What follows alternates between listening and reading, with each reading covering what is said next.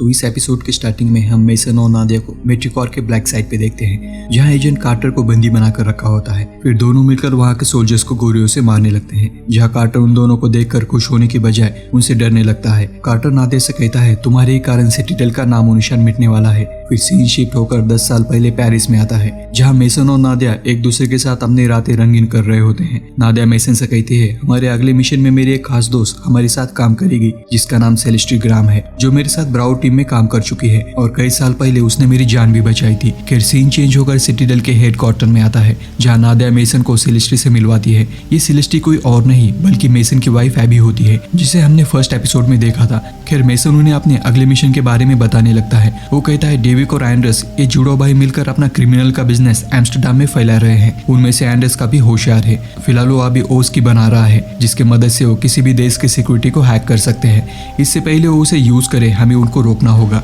और इस काम को करने की जिम्मेदारी मेसन सेलेस्टी को देता है।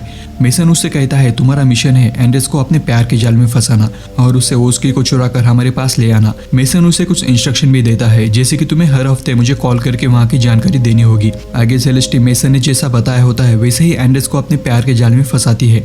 एंडर्स भी उसके प्यार में घायल हो जाता है, मगर डेविड को सेलेस्टी के ऊपर पहले दिन से ही शक होता है, पर अपने भाई के खातिर वो उसे कुछ नहीं कहता। तो ऐसे ही दिन बीत जाते हैं। सेलेस्टी एक दिन एंडर्स से पूछती है, तुम्हें कौन सी चीज बना रहे हो जिसमें तुम हर वक्त खोए रहते हो? एंडर्स उसे सीधा जवाब ना देते हुए उसे कहता है, फिलहाल मैं कोडिंग कर रहा हूँ। फिर सीन चेंज होकर लंदन में आता है, जहाँ मेसन और नादिया एक दूसरे के साथ रोमांस कर रहे होते हैं। मेसन नादिया से कहता है, अभी 3 महीने होने को आए हैं, मगर फिर भी सेलेस्टी ने मुझे एक बार भी रिपोर्ट नहीं किया, इसलिए मैं ऑप्स टीम को वहाँ भेजने वाला हूँ। मगर नादिया उससे कहती है, अगर तुमने ऐसा किया तो उसके जान को खतरा भी हो सकता है। मेसन उससे कहता है, सेलेस्टी का डेविड नाम का एक जुआरी भाई है और उसके ऊपर लाखों का कर्जा है। मुझे डर सता रहा है, कहीं सेलेस्टी ने उस ओस्की को चुरा कर अपने भाई का कर्जा उतारने के लिए किसी गलत आदमी को भेज दिया तो हम क्या करेंगे? या दूसरी तरफ हम सेलेस्टी को देखते हैं, जो एंडर्स के लैब में जाकर उस ओस्की को चुरा लेती है और उसकी जगह नकली की रख देती है। ऐसा करते हुए उसे डेविड देख लेता है और उसे मारने लगता है, मगर सेलेस्टी भी एक एजेंट होती है। वो डेविड से लड़कर उसके सिर पर एक फर्श मारती है, जिससे वो बेहोश हो जाता है। उस वक्त मेसन ने भी अपनी ऑप्स टीम को वहाँ भेजा होता है।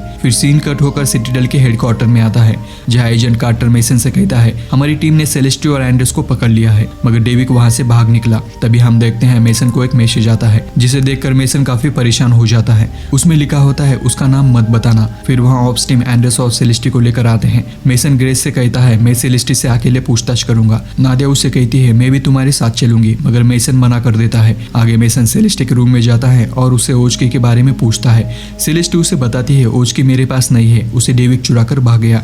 मेसन उसे ऑनलाइन डेविड की लाइव लोकेशन दिखाता है, जो कि उसका भाई होता है और वो एक बिल्डिंग के अंदर बैठा होता है। मेसन उससे कहता है, अगर तुमने मुझे ओस्की के बारे में नहीं बताया तो मैं डेविड को गोली मारने का ऑर्डर दे दूंगा। पर सेलेस्टी का एक ही जवाब होता है कि ओस्की उसके पास नहीं है। यहाँ मेसन डेविड को शूट करने का ऑर्डर दे ही रहा होता है, तभी नादिया वहाँ आकर मेसन को रोक देती है। आगे मेसन नादिया के ऊपर गुस्सा होता है। नादिया उसे बताती है, मैं सेलेस्टी को 5 सालों से जानती हूँ, वो सच बोल रही है, ओस्की उसके पास नहीं है। फिर ग्रेस मेसन से कहती है, हमें सेलेस्टी को किसी सेफ हाउस में रखना होगा, मगर नादिया उसे कहती है, डेविड उसे वहाँ भी ढूंढ लेगा। आगे नादिया एंडर्स से पूछताछ करने वहाँ से निकल जाती है। फिर मेसन ग्रेस से कहता है, हमें सेलेस्टी को बैकस्टॉप करना होगा, यानी कि उसकी यादों को मिटाना होगा। पहले तो ग्रेस इसके लिए मना करती है, मगर मेसन उसे कहता है, सेलेस्टी को सिटिडल की सारी इन्फॉर्मेशन पता है, वो हमारे लिए खतरा भी साबित हो सकती है, इसलिए हमें उसकी यादों को मिटाना होगा, मगर हम इसके बारे में नादिया को नहीं बताएंगे। फिर कार्टर सेलेस्टी से मिलकर उसे आगे की प्लानिंग समझाने लगता है कि वो उसे एक सेफ हाउस में रखने वाले हैं, मगर उससे पहले हम तुम्हारे फिंगरप्रिंट्स को चेंज करेंगे, जिससे कि डेविड तुम्हें कभी ढूंढ नहीं पाएगा। सेलेस्टी भी इसके लिए मान जाती है, मगर उसे पता नहीं होता कि सिटिडल उसकी मेमोरी को मिटाने वाला है। आगे मेसन बर्नाल से मिलकर उसे थैंक्स कहता है, क्योंकि उसने सेलेस्टी की यादें मिटाने में मदद की थी। मेसन बर्नाल से कहता है, हमें सेलेस्टी की यादों की ग्लास को तोड़ना होगा। बर्नाल मेसन को वार्न करता है, अगर उसने एक बार यादों की ग्लास को तोड़ दिया तो फिर वो उस यादों को दोबारा वापस नहीं ला सकता। खैर आगे हम देखते हैं सेलेस्टी को मैक्सिको की लैब में लाया जाता है और उसकी यादों को मिटाया जाता है। या दूसरी तरफ कार्टर मेसन से मिलने आया होता है।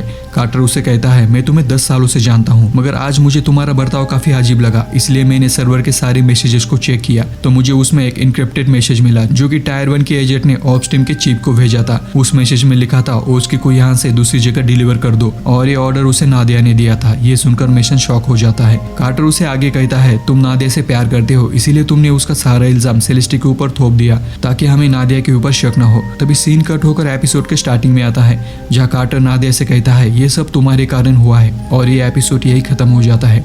जाते समय चैनल को लाइक और सब्सक्राइब सब्सक्राइब करना ना भूलना। तो मिलते हैं अगले वीडियो में, टिल देन बाय।